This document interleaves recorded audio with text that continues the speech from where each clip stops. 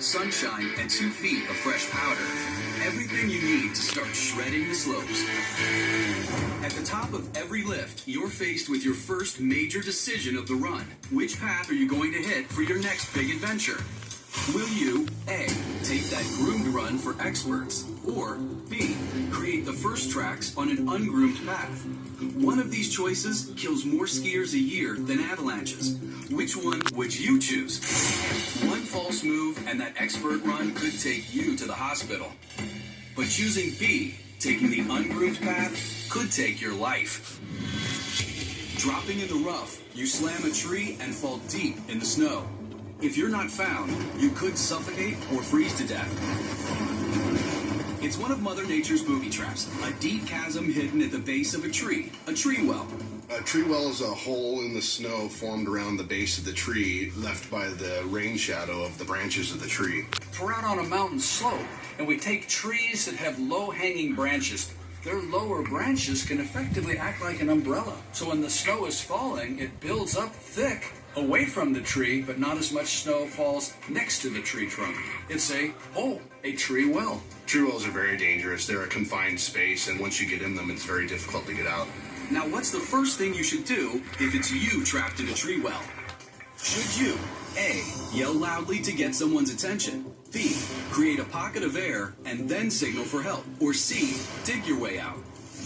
It's a potentially deadly predicament, and it happened to snowboarder James Drummond.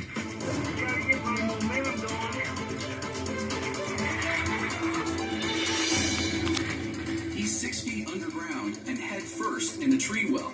It happens all the time. It's a really scary situation. Without a partner to extricate you, it's almost impossible to extricate yourself. Life is ticking away fast. You do not have time to waste.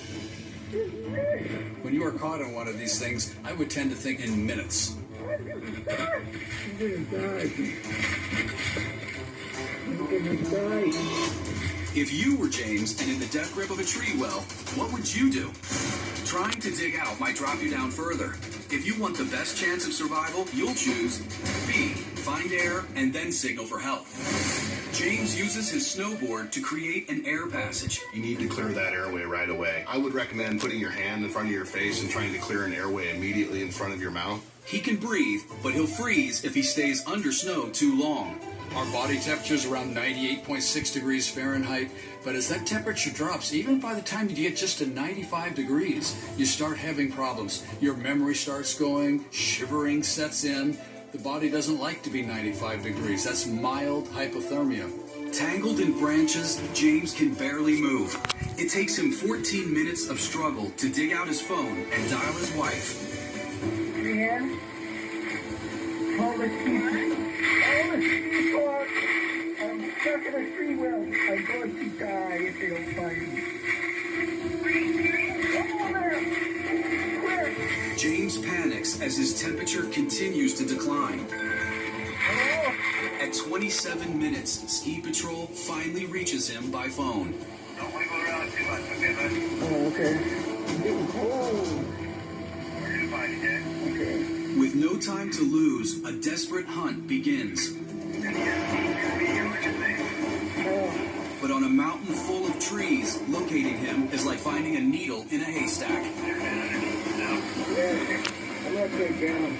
Now your body's becoming so cold you don't have enough heat to run your organ systems, and organs start shutting down. And as organs start shutting down, well, death may be near.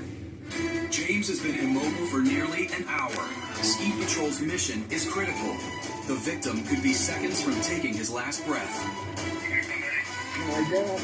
You know they're panicking. Snow at any point in time could come down on them. The tree could just simply unload. So there definitely is a sense of urgency, both for his airway and for his hypothermic state.